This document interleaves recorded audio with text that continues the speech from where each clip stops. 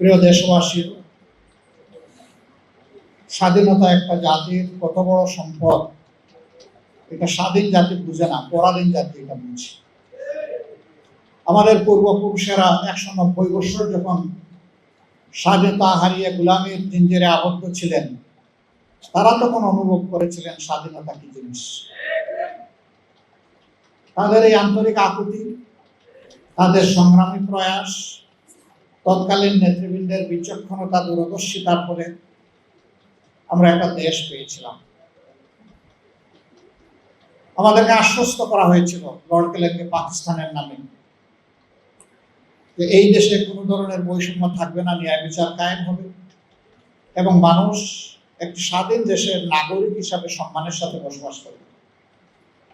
এ লক্ষ্য অর্জিত হয়নি, পদে পদে লঙ্ঘিত হয়েছে, যার কারণে ৭১-এর মুক্তিযুদ্ধ অনিবার্য হয়ে উঠেছিল।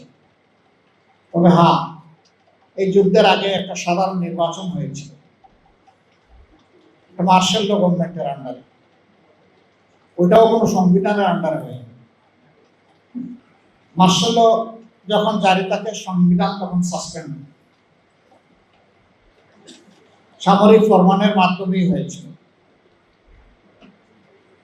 কিন্তু জনরায়কে পাকিস্তানি শাসক গোষ্ঠী এবং সামরিক বাহিনী তারা সম্মান দেখাতে ব্যর্থ হয়েছিল। বরঞ্চ জনরায়কে অগ্রাহ্য করে বিপুল জনমানুষের আকাঙ্ক্ষাকে তারা গুলি আর বুলেট দিয়ে, ব্যানর দিয়ে তারা দমিয়ে রাখতে চেয়েছিল। নির্বিচারে মানুষ খুন করেছে, মানুষের ইজ্জত লুণ্ঠন করেছে, সম্পদ ধ্বংস করেছে, দেশকে পোড়ামাটির দেশে পরিণত করেছে। কিন্তু সকল নির্যাতন চালিয়েও মানুষের আকাঙ্ক্ষাকে তারা দমিয়ে রাখতে পারে। শেষ পর্যন্ত দেশ স্বাধীন হয়েছে।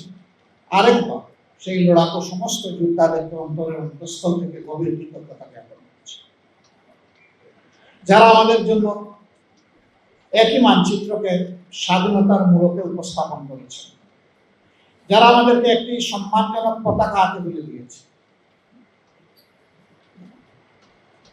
এই পতাকা এবং মানচিত্রের হাত ধরে বাংলাদেশটা বদলে যাওয়া উচিত ছিল, কিন্তু না, ভূগোল পরিবর্তন হয়েছে, ভিতরের জিনিস পরিবর্তন হয়নি।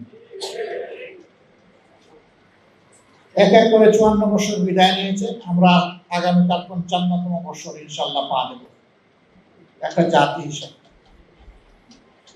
দ্বিতীয় বিশ্বযুদ্ধের পর জাপান কি অবস্থায় ছিল সবাই জানেন, কিন্তু মাত্র ৩ বছরের মাথায় তারা বিশ্বকে চমকে দিল।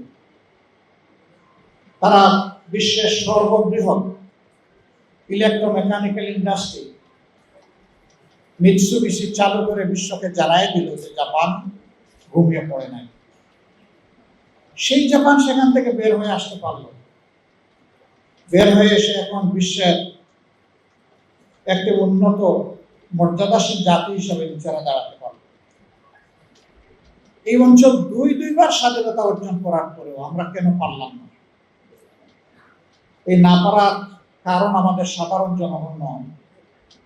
এই না পারার কারণ হচ্ছে নেতৃত্বের ব্যর্থতা, লোভ, অদূরদর্শিতা এবং সীমাহীন দুর্নীতি।